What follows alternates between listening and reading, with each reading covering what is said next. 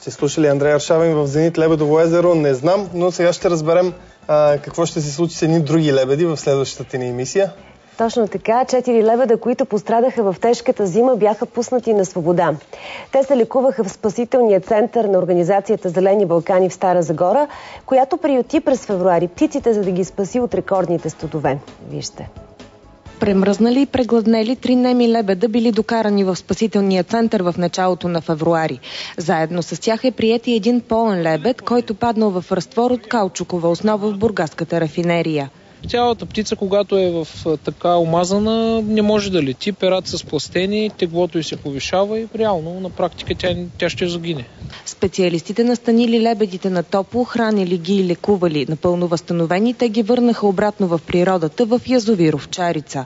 Винаги е малко по-топло от околните язовири с няколко градуса и рибата тук е достатъчно, храната и разни ръкообразни и други скрити се хранят тези лебеди. Заедно с лебедите на свобода бяха пуснати и чапла и бял лънгъч, които са част от кампанията на Зелени Балкани "Помощ от приятел", която набира средства за животни в нужда. Двете птици бяха осиновени от природолюбители, които подпомогнаха лечението им.